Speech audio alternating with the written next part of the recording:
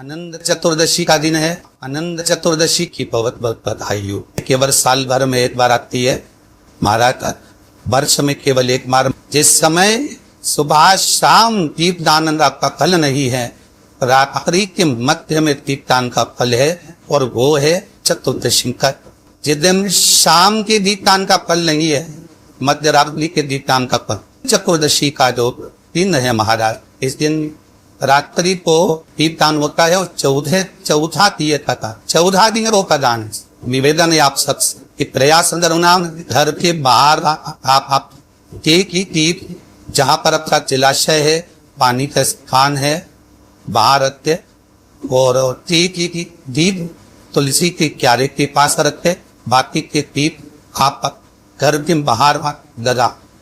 14 दिन जिनको ज्यादा रोग हो, बीमारी हो, तकलीफ हो, कोई व्यक्ति वेंटिलेटर पर पड़ा हुआ है, ऑक्सीजन लग रही है, उसके लिए भी ये लोटा पानी, उसमें दूध मिलाकर 5 बेलपत्र कर चतुर्दशी के दिन उसके नाम का पानी आप समर्पित कर सकते हैं। अगर मंदिर बंद मिले तो पीपल के पेड़ के नीचे आप चढ़ा सकते हैं। उससे 3 या 4 दिन में आराम लगना प्रारंभ हो जाएगा। निवेदन करूंगा, जिसकी किडनी गड़बड़ हो गई हो, इसका लीवर गड़बड़ हो गया हो, जिसको डायलिसिस चल रहा हो और छूट नहीं रहा हो, चतुर्दशी के दिन नदी के घाट पर, नदी, तालाब, सरोवर, कुआं, बावड़ी जो हो, उसके तट पर 14 मीप लगाकर पीपल के पत्ते पर शहद डालना और उसमें एक काली मिर्ची शंकर जी का नाम डालकर बोलकर उसमें चढ़ा दे। उसी पत्ते की काली मिर्ची थोड़ा सा शहद घाट पर डाल दे और उस पत्ते को घर पर लेकर आए। जिसको डॉक्टर ने कह दिया डायलिसिस होगा, हम लीवर गड़बड़ हो रहे हैं, चतुर्दशी के दिन रात्रि को वो 14 दीप लगा पर जब घाट से आए, जिस व्यक्ति को रोग है, बीमारी है, उसको वो पत्ते समेत चटा दे और फिर जाकर जांच करवाओ, आपको उसका फल प्राप्त हो। पर विश्वास रख, केवल वर्ष में एक दिन चतुर्दशी का दिन ऐसा होता है जो रात्रि में 12 बजे से लेकर सुबह 4 बजे शंकर भगवान पर बेलपत्र चढ़ता। उस बेलपत्र को शहद की शीशी में रखा जाता है। जो बच्चा पढ़ने में कमजोर होता है, बुद्धि से कमजोर होता है, वो शहद कम से कम 2 महीना 3 महीने तक चिताया जाता है, तब बच्चा बुद्धि और विद्या में तेज हो जाता है। जिसको याद नहीं देता हो, याददाश्त कमजोर हो गई हो, कई बुजुर्ग लोग भी ऐसे हैं जिनको याद नहीं रहता, बेचारी अंगूठी रख के भूल जाती है, कई ऐसी ये सामान रख के दिन चला जाता है। तो चतुर्दशी के दिन आप प्रयास करना है, भगवान शंकर पर बेलपत्र शहद की शीशी में डालना, उसको चाटना। महाराज विवेक बुद्धि तीव्र हो, याददाश्त बनी रहे, याद रहेगा। किसी और वाले महाराज ने तक सुनाया था, दुनिया में ऐसा कोई सुख नहीं होगा ना जो 5 के दिन मिली। तो रात्रि के समय पर 14 दीप लगाकर आप किसी भी कामना से, किसी भी आनंद से इस मंत्र को जपे, बीमारी हो वो उसके लिए, रोग हो तो उसके लिए, लकवा लग गया हो, अगर शरीर कंपायमान हो रहा है, शरीर में पहले से सो गया, तो सरसों का तेल 1 बोतल लेकर घर में जो शिवलिंग है, घर में जो शंकर का शिवलिंग है, उस शिवलिंग पर सरसों का तेल समर्पित कर बेलपत्री चढ़ाकर और इसी मंत्र का जाप कर, ओम, सब बोलिए, ओम ह्रीं ओम हरिनाथाय नमः शिवाय, ओम ह्रीं ओम हरिनाथाय नमः शिवाय। इस मंत्र का जाप करते हुए आयर पेरलेंसेस की बीमारी भी है, जो शंकर पर सरसों का तेल थाली में रख चना तो मंदिर ले जा सकते, घर में चढ़ा और उस तेल को बोतल में भरकर सवेरे ब्रह्म मुहूर्त में 4 बजे से पहले रख दे, सूरज की किरण ना पड़े उससे तेल, उसको बोतल में भर लो और बोतल में भरकर जिसको पेरलेंसेस की बीमारी, उसकी मालिश 4-5 दिन अच्छी तक के अंदर 5 दिन बाद फोन करकर जब बताना कि चला कि नहीं चल, उसको आराम लगा कर ली। इस मंत्र का जाप करते रहे। ऐसा कौन सा रोग जो आज के दिन सिद्ध ना हो? जिसको मिर्गी की बीमारी आती हो, चीत आते हो, में से फेना जाता हो, गिर जाते हो, उसके लिए भी महाराज आज का दिन बहुत उत्तम कार्य।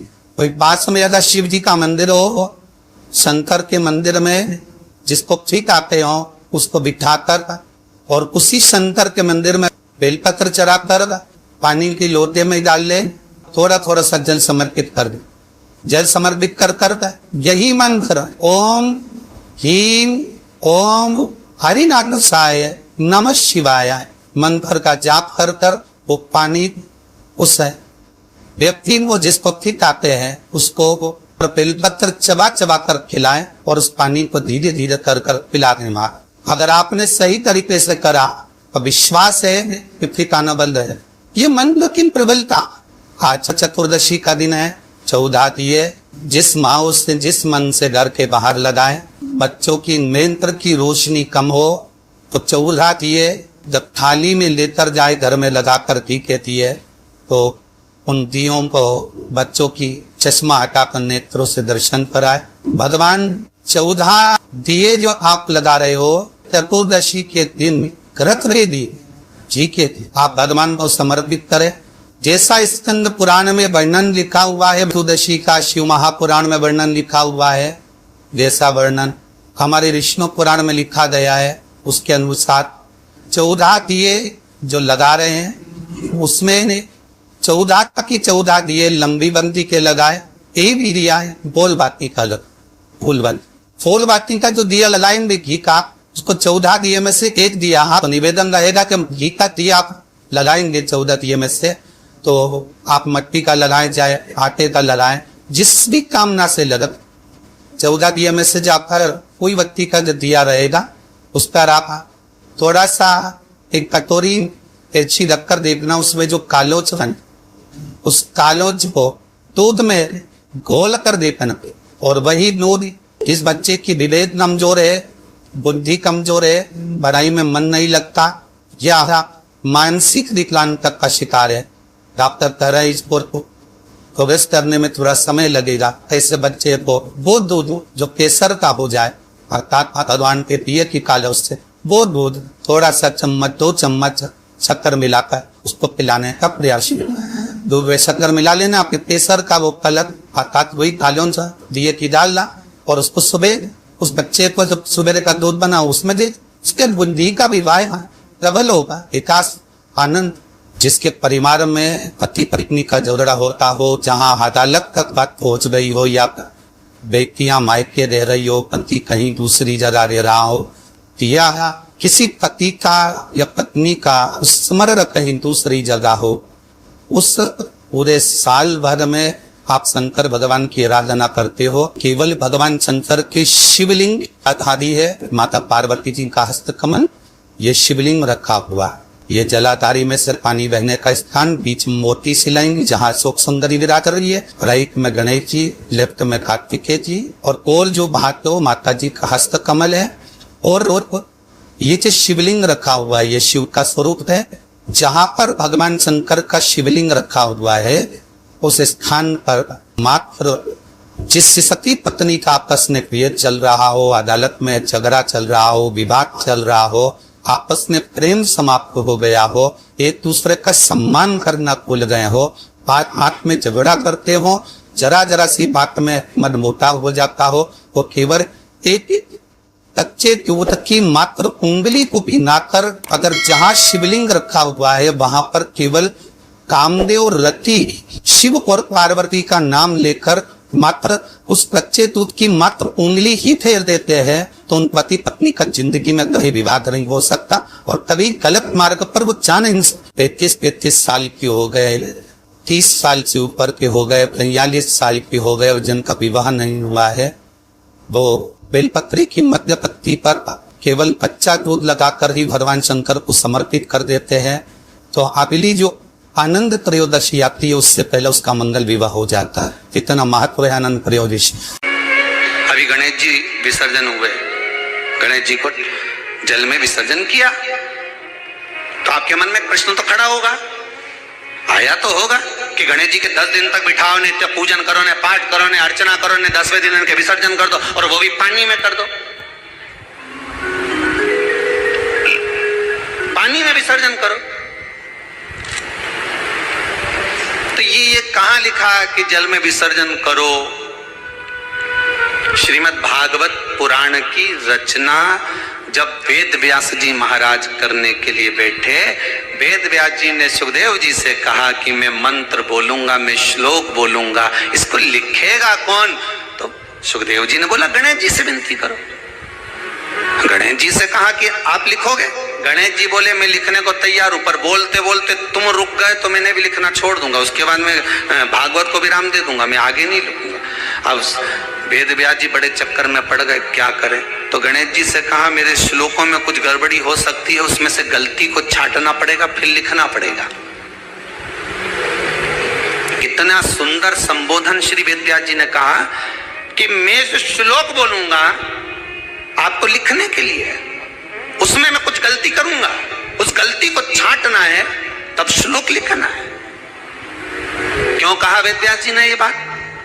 गणेश जी भगवान है, वेद व्यास जी कहते हैं मैं तो संसारिक मनुष्य हूं ना, गलती तो कर सकता हूं।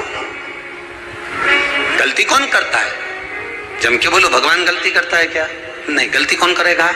मनुष्य। गलती मानव करेगा, गलती मनुष्य करेगा। और गलती करने के बाद अगर हमसे अपनी जिंदगी में कोई गलती हो जाती है तो एक बार क्षमा मांगने में कुछ जाता है क्या? प्रणाम करने में कुछ जाता है क्या? निवेदन करने में कुछ जाता है क्या? नहीं। गलती हो गई मुझसे, तो गणेश जी लिखते लिखते लिखते लिखते 10 दिन हो गए गणेश जी महाराज को। शरीर में ताप पड़ने लगा गणेश जी महाराज के। वेद व्यास जी ने गणेश जी के हाथ का स्पर्श करा तो शरीर तो तप रहा था।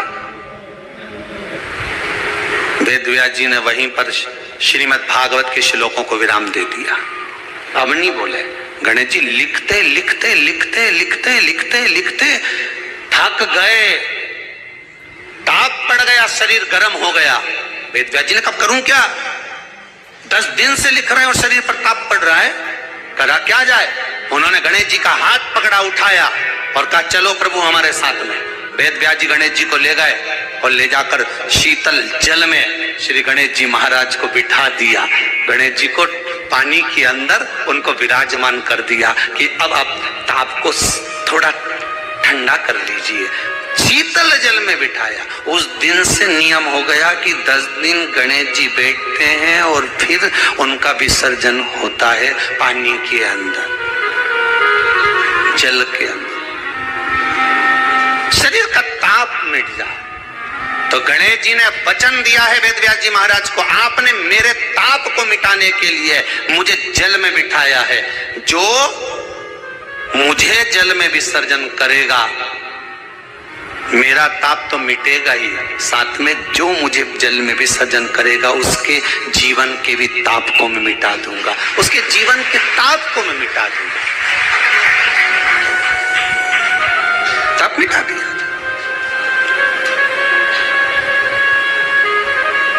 पर करो गणेश जी का विसर्जन, मना नहीं है वो, पर अच्छे से करो रे हो।